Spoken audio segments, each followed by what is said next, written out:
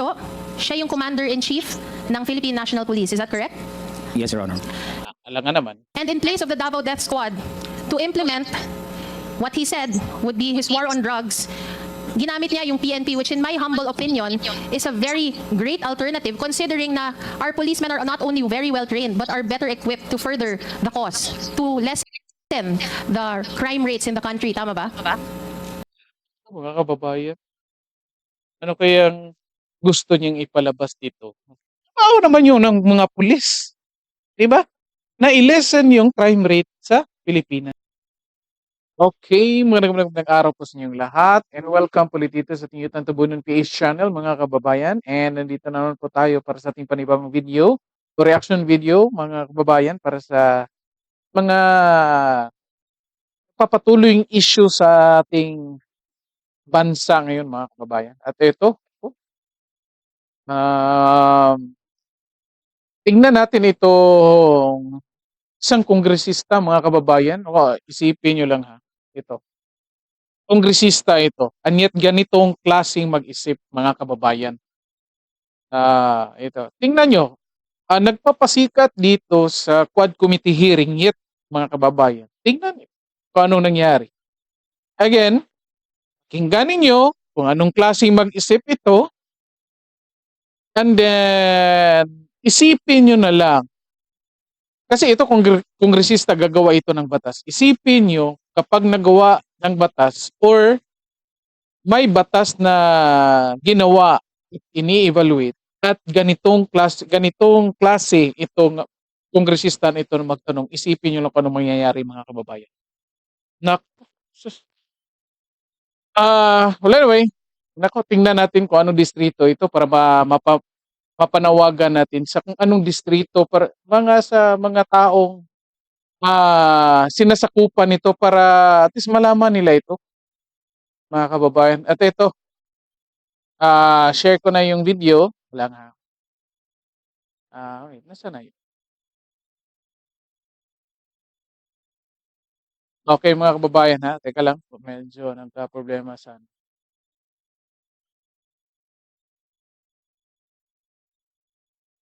wala talaga.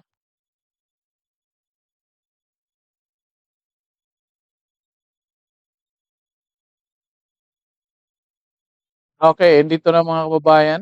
Ito. Oh. Again, sa Quad Committee hearing ito mga kababayan na tignan natin. By the way, bago natin umpisahan, bago natin i-play yung video mga kababayan, naka-speed up ito.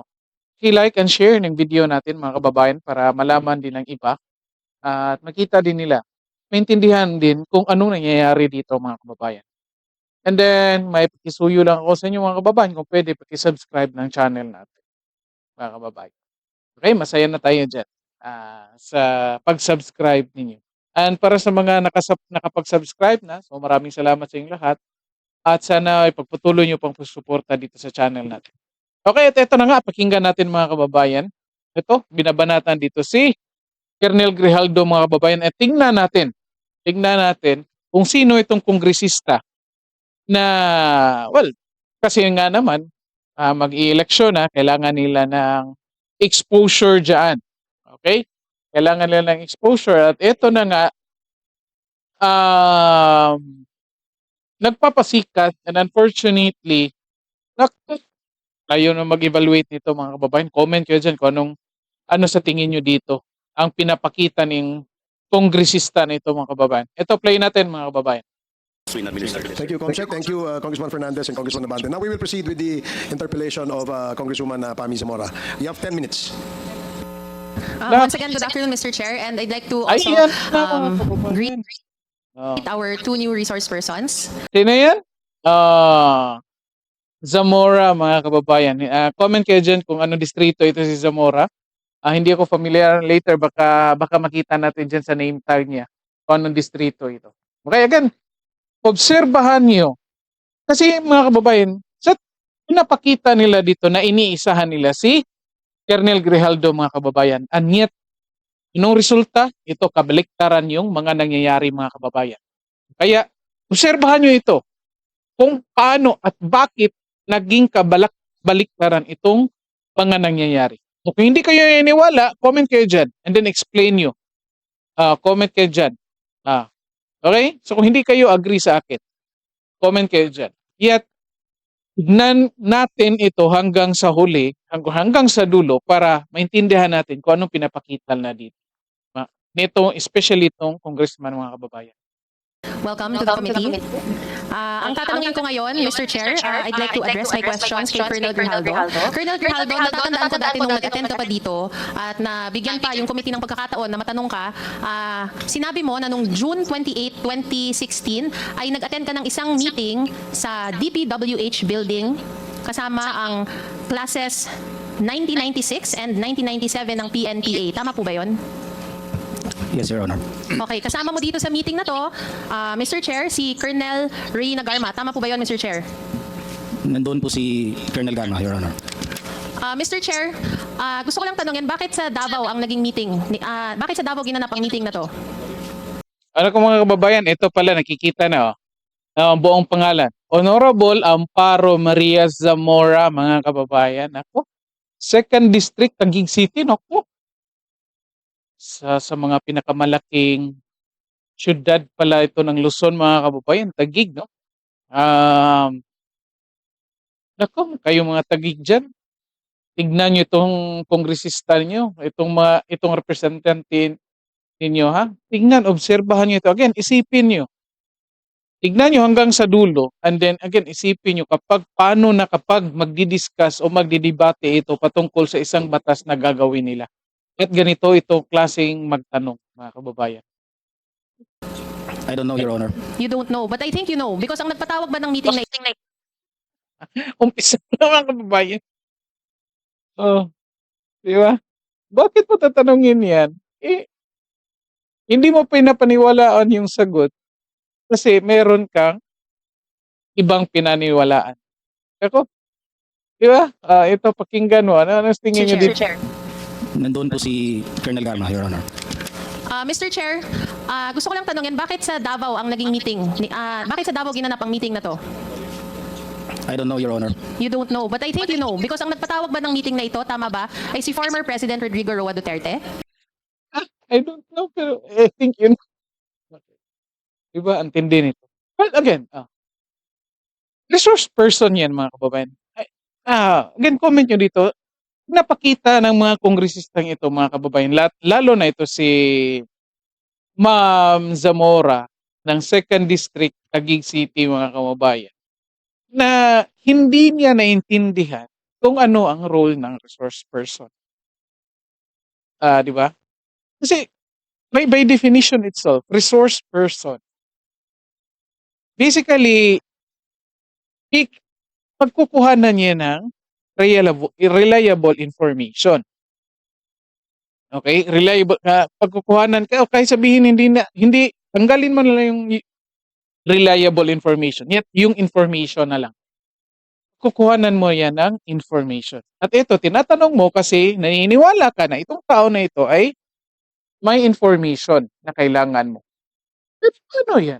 Tinatanong mo, isinagot ka, hindi mo pinapaniwalaan. Di ba?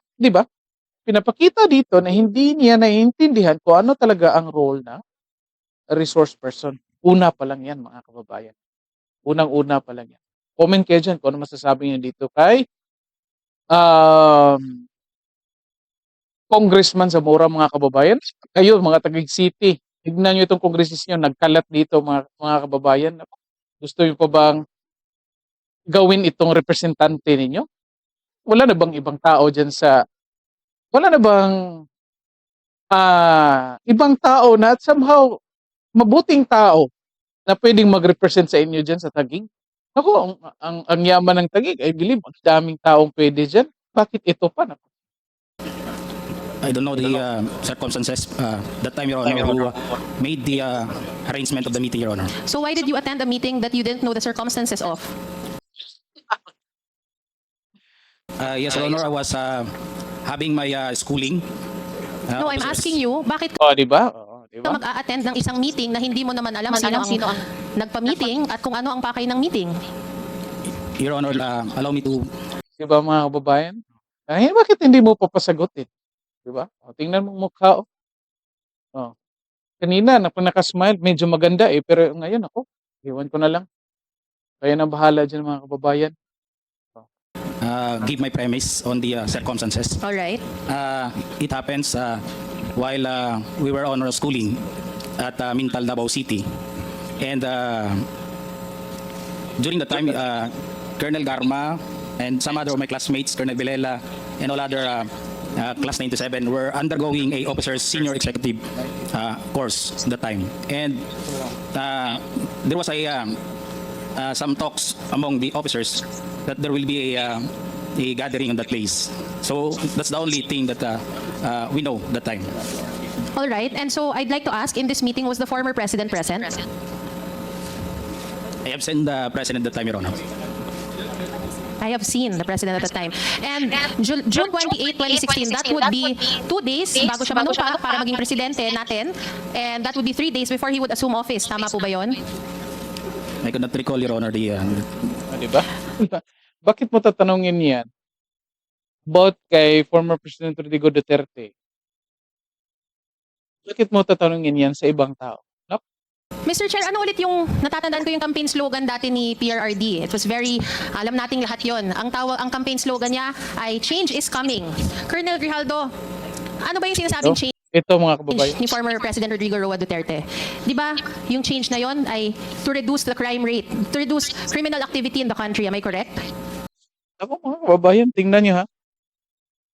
Oh, kaninong slogan ang tinatanong kay Pangulong Rodrigo Duterte? Sinong tinanong niya? It is Colonel Grijaldo. E paano masasagot yan ni Colonel Grijaldo? Hindi naman siya yung pumatakbo at nanalo at naging Pangulo. Hindi siya si former President Rodrigo Duterte, mga kababayan.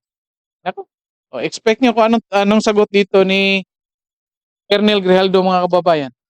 I don't know the political Di ba?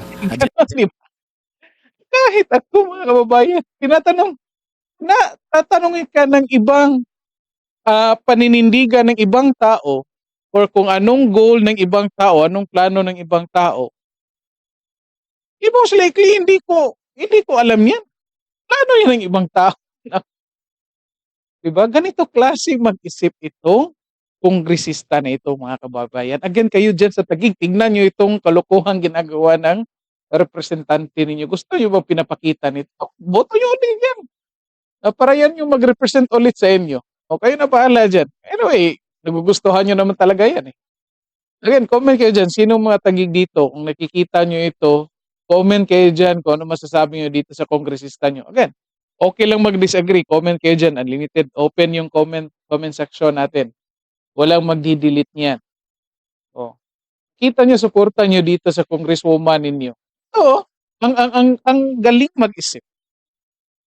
Plano ng ibang tao yung tatanungin. Bakit hindi niya ito tinanong nung nandyan si former President Rodrigo Duterte? at the time of the election, Your Honor.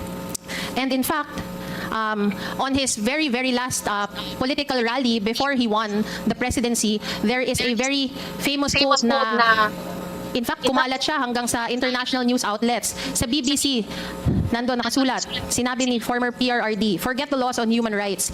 If I make it to the presidential palace, I will do what I did as mayor. You drug pushers, hold up men and do nothings. You better go out because I'd kill you, he said at his final campaign rally. I dump all of you into Manila Bay and fatten all the fish there.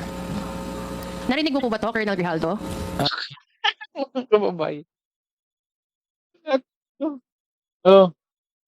What if narinig ni Colonel Grijaldo? What if narinig namin? Oh, anong ibig sabihin niya? No, Your Honor, that time I was busy on our schooling because it takes Oh, yan. No nga sagot ni Colonel Grijaldo. 1 year for us to finish the executive course. And as confirmed by the former president himself, ginawa niya to kasi dun sa quote na yon na binanggit ko, sinasabi niya, I will do just what I did as mayor. And kinonfirm niya many times na ginawa niya to gamit yung tinatawag niyang Davao Death Squad.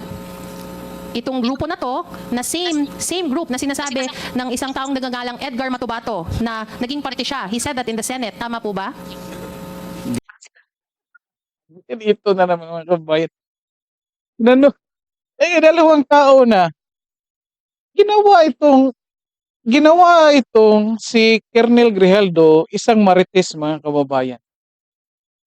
Pinagtatanungan patungkol sa dalawang magkaibang tao, patungkol kay Matubato at patungkol kay former President Rodrigo Duterte. Ano i-expect mong sabihin ni Colonel Grijaldo, mga kababayan? Nagkamali dyan. O, dito, ano expect mong sabihin dito kay Colonel Grijaldo? Hindi ko po alam yung circumstances. Nag-expected niya, hindi niya alam. Bakit ito? Ako, mga kababayan. Well, I believe fair pa naman si God, mga kababayan, kasi well, kahit binigyan niya ito, sabihin natin binigyan na ito ng ganda, binigyan niya ito ng yaman, well, masasabi pa rin natin medyo kulang pa rin sa pag-iisip. Well, kulang sa intellectual capacity, mga kababayan. Tignan mo. Congressional hearing yan. Yung sinasabi nga niyo, in aid of legislation. Resource person. Bakit hindi mo tanungin yung resource person niya patungkol sa kanyang personal experience? Bakit mo tatanungin yan patungkol doon sa ibang tao, patungkol kay former President Rodrigo Duterte, patungkol dyan kay Edgar Matubato? Di ba, mga kababayan? Di most likely anong sasabihin yan. Sige, pag sasagot yan, kung anong sasabihin niya patungkol doon sa dalawa, most likely, magiging hearsay yan kasi hindi galing sa kanyang personal experience. Kaya sasabihin talaga niyan, hindi ko alam kasi wala siyang first-hand experience. Unfortunately, mga kababayan, itong kongresistang galing sa Taguig na nagre-represent sa mga tao dyan sa Taguig, naku, hindi naiintindihan yan. Para lang ito makapagpasikat, magkaroon ng airtime sa media, mga kababayan, naku, boto niyo pa ulit ito. Kayo dyan, mataga-Taguig, boto niyo ito. Para makikita natin ulit ito at mabanata na naman natin ulit ito, mga kababayan. Nung kay Matubato, Your Honor. And this is the same subject also na naging ng affidavit ng isang taong nagngangalang Arturo Las Cañas na umamin. Tatlo ng tao pinagtatangon ng mga kababayan. Naging tatlo na. Former President Rodrigo Duterte, Matubato at Las Cañas, mga na kababayan. existence ng DDS, pati na rin sa pagiging former DDS leader niya. And this is the same DDS, Colonel Las Cañas, na tinutukoy ni PRRD sa Senate committee hearing na dinaluhan mo. Am I correct? Yes, Your Honor. And nung sinabi nga niya na I will do just what I did as mayor, ito ay, ang pinatutungkulan niya dito, yung tinatawag na Davao template. Am I correct? Tingnan nyo. Mga kababayan, patungkol yan sa policy ni former President Rodrigo Duterte, mga kababayan. And yet, yung tinatanong niya si Colonel Grijaldo, mga kababayan. Paano i-confirm niya ni Colonel Grijaldo? Confirm ni Garma. Nako, alam naman natin anong nangyari doon. Hindi lang. Ngayon, nasa na si Garma? Hindi na mahagilap. Pinatakas na lang yan si Garma. Buti na lang ito si Colonel Grijaldo, ninindigan talaga kahit anong ginagawa nilang pag-contempt nito o pag-pressure nito. Pero ito talaga, akalain mo, tanungin mo yung ibang tao patungkol sa isang tao. Hindi anong tawag nun, ginawa mong marites itong si Colonel Grijaldo. Naku. I could not remember what he has stated during the Senate, Your Honor. And bilang ating Pangulo, siya yung Commander-in-Chief ng Philippine National Police. Is that correct? Yes, Your Honor. Alam nga naman. And in place of the Davao Death Squad, to implement what he said would be his war on drugs, ginamit niya yung PNP, which in my humble opinion is a very great alternative considering na our policemen are not only very well trained but are better equipped to further the cause, to lessen the crime rates in the country. Tama ba? Mga kababayan, ano kayang gusto niyang ipalabas dito? Trabaho naman yun ng mga pulis. Diba? Na i-lessen yung crime rate sa Pilipinas. Ano kaya ibig sabihin niya? I could not confirm or deny that statement, Your Honor. And bilang member ng Philippine National Police, do you confirm that during his presidency, ito yung naging focus ng kanyang term? Yung pagpababa ng crime rate sa ating bansa? Diba? Mga kababayan. Oh, comment kayo dyan. Ano sa tingin nyo dito? Bakit ano ba trabaho ng pulis? Naglalakad-lakad lang dyan. Naghahanap ng mga chicks. Hindi yun naman talaga trabaho ng mga pulis, di ba, mga kababayan? Bakit ito magiging issue dito sa kanya? So, sa tingin ng kongresistang ito, only former President Rodrigo Duterte has the concern to lessen the crime rates in the Philippines and the rest wala. Ito yung ibig sabihin niya. Baka ito yung nakikita niya.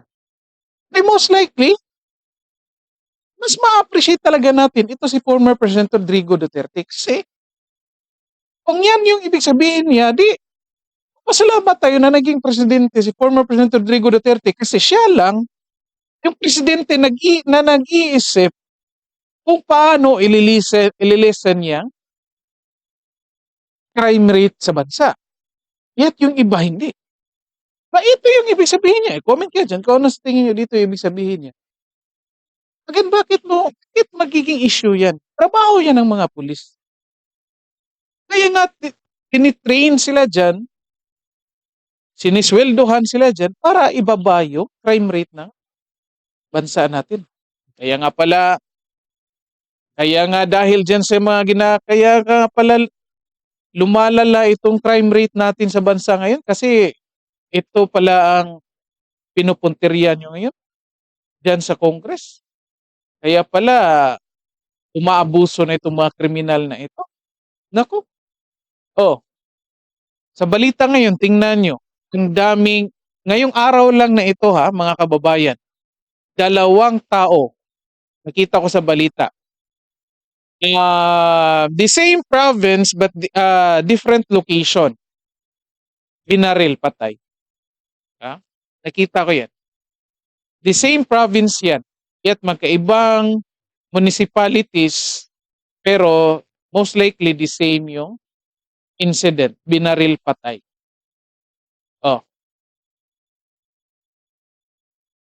And sa mga previous na marami dyan, yung may mga kasalanan i-involved sa drugs, yung drug addict, yung drug pusher, mga kababayan. Kaya nga, umaabuso ito kasi parang nakikita nila na pinoprotektahan ng Congress ngayon. At dahil dyan sa kanilang hearing, kini-question daw, or ginagamit ni former President Rodrigo Duterte ang mga pulis to lessen the crime rate. Yan ang mga pulis. Yung tingnan yung pag-iisip nitong kongresista na itong kababayan. Again, kayo mo dyan mga taga-tagig. Ganitong klase mag-isip itong kongresista ninyo, itong representante ninyo. Tinatanong bakit ginagamit daw ang pulis to lessen crime rate? Ako, kongresista, hindi mo alam yan? Kongresista ka, hindi mo alam na trabaho yan ng pulis. Number 1 yan na trabaho ng pulis. O bakit maglalagay ka dyan sa daan ng mga pulis? Like halimbawa, 24 hours, naka-duty yan na sa daan. O to increase police visibility, di ba? Para nga, matatakot yung mga kriminal. Ano purpose nyo? To lessen crime rate. O bakit mo questionin ngayon? Mga kababayan, ang tindi nito. Dahil sa statement na yan, parang pinapakita niya, o siya mismo, na parang kino-confirm niya na wala talagang Davao Death Squad. Kasi nga, bakit? Kung merong talagang Davao Death Squad, bakit gagamitin pa ni former President Rodrigo Duterte? Na kung talagang gusto niyang patayin yung mga kriminal, bakit ang pulis pa? Di magiging kriminal itong mga pulis, mga kababayan, di ba? Ginagamit ito ng mga pulis to lessen crimes. Bakit tinatanong pa basic yan kahit bata alam yan? ng criminality. It was his policy, Your Honor. And ayon sa testimony rin ni Colonel Ray Nagarma, I believe it was the September 27 hearing, this was the reason kung bakit siya nagpatawag ng meeting doon sa DPWH building sa Davao noong June 28, 2016. For our viewers, mababasa naman natin yung naging conversation ni Chairman Paduano at ni Colonel Ray Nagarma. Dito, inaamin niya na ang napag-usapan doon ay yung Davao template. Having said that, Mr. Chair, ikaw, Colonel Grijaldo, hindi ka sumang-ayon dito. Dahil sabi mo, in the same hearing, nung ikaw na yung tinatanong, sinabi mo na you could not confirm the statement ni Colonel Garma. Am I correct?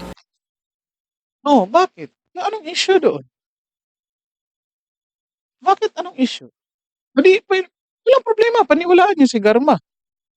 Bakit niyo sasabihin nagsisinungaling si Colonel Grijaldo?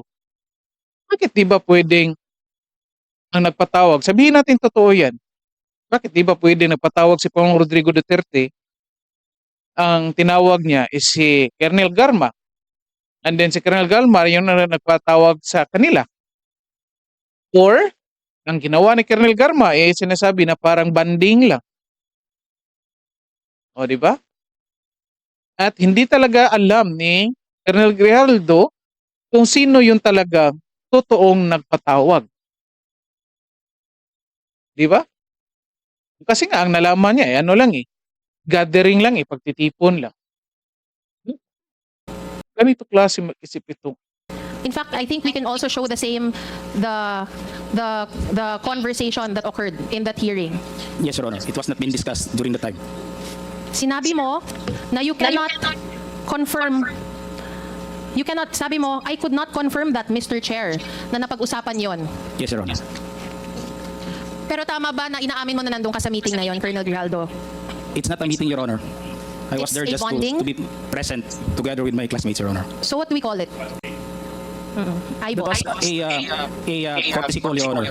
Where we're Courtesy call. called together with some of the officers. Okay. But we don't know what is the topic for that meeting or a gathering, Your Honor. So having said that, it's either one of two things, Mr. Chair. Either A, kasi hindi naman pwedeng parehas kayo nagsisinungaling ni Colonel Garma. Sinabi ni Colonel Garma na yun ang napag-usapan, sinasabi mo na hindi yun ang napag-usapan or hindi mo ma-confirm na yun ang napag-usapan. So para sa akin, it's either one of two things. Una, napag-usapan yung Davao template, pero wala ka doon nung napag-usapan yun. Or pangalawa, Mr. Chair, ay nandun ka nung pinag-usapan yung Davao template, pero ayaw mo aminin, kaya sinasabi mo na you cannot confirm this statement because you're under oath, and you still are under oath, and you didn't want to perjure yourself. Am I correct? No, Your Honor. That's the facts. Again, tingnan niyo itong kongresista niyo, mga kababayan. Ang tindi nito. Tingnan niyo. Parang siya mismo natatawa sa kanyang pinaggagawa dyan. Yung binibigay niya, parang feeling lang niya. Hindi based dun sa kung anong mga evidences or sa mga totoong nangyayari. Yan nga, in-explain natin.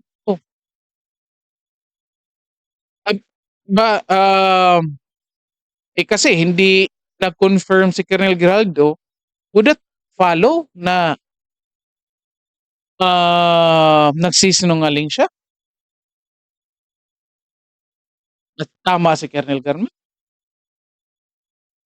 Naku, mga kababayan, ang tindi nito. Again, ganitong klase mag-iisip ito, ha? Naku. That really happened that time that I witnessed, Your Honor. So sino sa inyo ni Colonel Garma yung nagsasabi ng totoo? Naku. Alam nga mga sabihin ni Colonel Grijaldo, ako ang nagsisinungaling. I will not confirm or deny the statement of Colonel Garma, Your Honor. Parang di ako nasagot. Hindi daw siya nasagot. Mali naman talaga yung tanong. Paano niya sasagutin? Naku. Kasi kahit anong sabihin ni Colonel Grijaldo dyan, hindi niya pinapaniwalaan. Kasi nga, napagsalita niyo na si Colonel Garmas kung anong gusto niyong mangyari. Kaya nga, whatever information galing sa ibang tao, galing sa ibang resource person, kino-consider nyo na nagsisinungaling. Again, mga kababayan, tingnan po natin. Kaya nga, pwede naman, kasi, well, according to rank, probably, kung time na iyon, let's say, sabihin natin, mas mataas si Colonel Garma compared dito kay Colonel Grijaldo. So, most likely, kahit sabihin natin totoo talaga na nagpatawag si former President Rodrigo Duterte ng meeting at inutusan si Garma, pwede naman na pagdating doon sa mga kasamahan ni or sa mga kaklase ni Colonel Garma, iba yung binigay na information. Yun nga, posibleng, punta kayo dito, may gathering tayo. O parang mag-mini reunion tayo dito. And then, yung nalaman mo na, ito lang nalaman ko na mini gathering lang. And then, may mga pinag-uusapan. Then, wala talagang klarong topic. Bakit? Di ba posible yan? Immediately, nagsisinungaling na si Colonel Grijaldo na ang tindi talaga ng pag-iisip na po. Kayo dyan mga taga-tagig. Kung ako sa inyo, maghahanap na ako ng ibang magre-represent sa akin kasi, nagpapahiya yung syudad natin, mga kababayan. Kung kayo mga taga-tagig, ha, kung gusto nyo ito, well, bahala kayo dyan. And yet, ito, sa kanyang pangalan, Amparo Maria Zamora, 2nd District, Taguig City, dinadala yung Taguig City. And yet, ganitong klase mag-iisip ito. Ganitong klase mag-isip, ganitong klase magtanong. Paano na lang kung gagawa ito ng batas, mga kababayan? Anong mai-expect natin dito? Kayo dyan mga taga-tagig, again, kung nakikinig kayo, kung nakapanood kayo nito, comment kayo dyan kung anong nagawang batas nito para sa improvement, kahit sa inyo dyan sa Taguig. Kahit hindi natin sabihin sa buong bansa. Kahit dyan lang sa inyo, Taguig. Comment kayo dyan. O huwag niyo sabihin sa akin na may mga projects, may mga pinatayo itong gusali. Hindi naman trabaho nila yan. Kung mayroong ganyan sila, nangungurakot yan, mga kababayan. Hindi nila trabaho, nagkakaroon sila ng project. Most likely, may mga kickbacks yan, mga kababayan. Ang role talaga ng mga congressman na ito, magkaroon ng gumagawa ng batas, mga kababayan. What? So, tuloy natin. Pero Mr. Chair, Natawa na talaga. Hindi niya alam kung anong gagawin. Parang, hindi niya alam kung anong susunod, anong itatanong niya sa susunod. inaamin mo nakakilala mo si Colonel Garma. Ang layo na. Yes, Your Honor. She was my classmate in the academy, and we've been assigned in the Region 11. Okay, if we take, kung tinatanggap natin yung sagot mo na you cannot confirm if that, Basically, hindi talaga tinatanggap yung sagot ni Colonel Grijaldo, mga kababayan. And yet, nag-uubos ito ng oras dyan.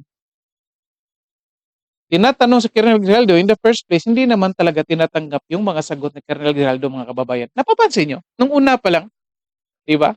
Tinanong, alam mo ba kung bakit sa Davao? Hindi. And then, mayroon pala siyang di ba? In the first place, hindi talaga niya tinatanggap yung kung anong sagot dito ni Colonel Grijaldo. conversation happened and Colonel Garma confirms that the conversation happened bilang malapit kayo ni Colonel Garma and considering na very, very critical yung pag-implement ng Davao Template nationwide, hindi nyo man lang napag-usapan ba to ni Colonel Garma? Hindi ba yun parang contrary to human experience na hindi nyo siya napag-usapan? Hindi ba kayo parating magkasama ni Colonel Garma? Tingnan natin. We have that relationship, Your Honor. Magkaklase kami. But we are professionals and we talk just the matters within the bounds of our profession as police officer, Your Honor. Ganun lang talaga. Di ba? Comment kayo dyan. Kasi, di ba kapag usually may magkikita kayo ng mga kaklase nyo dati, lahat ba ng topic nyo patungkol sa trabaho ninyo? Of course, hindi, di ba? Mostly, pag-uusapan nyo yung mga experiences nyo nung time na nakasama kayo dati, yung anong current status nyo na, yung iba nga dyan, maggagawa nga ng rules sasabihin na, di tayo pwede mag-usap about sa trabaho kasi nakakapagod yan. So, kaya mag-uusap yan tungkol sa kanilang mga buhay-buhay. Kaya hindi mo ma-expect na kapag nakikita ito mga magkaklase na ito, hindi mo ma-expect na uusapan nila yung trabaho. Unless on duty yan at nagkakandak ng meeting talaga. Doon, kapag nagkakandak ng meeting on duty, hindi rin pwede pag-usapan kung ano mga experiences nila nung time nakaklase pa sila. Naku, ang tindi nito ni Maria Zamora, mga kababayan, ni Amparo Maria Zamora. Ang tindi ng logic nito. Walang katulad. Mga kababayan nyo, kayong mga taga-tagig dyan. Tingnan nyo itong kongresista nyo, pagmumukha nito. Pero di ba, so that was June 28, 2016. Hindi na niya alam kung anong gagawin sa sunod Parang naghahanap na lang I remember in a hearing Wala talaga na-extract ka.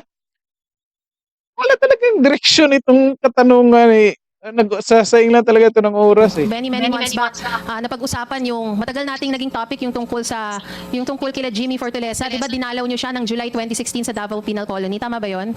I remember everyone was confirming that visit. Yes, Your Honor. I confirm that we were there to visit Major Fortaleza, Your Honor.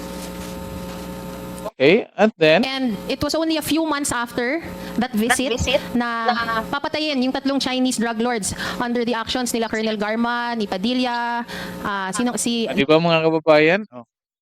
Actions nila ng ibang tao sinong tinatanong? Ito si Colonel Grijaldo, mga kababayan.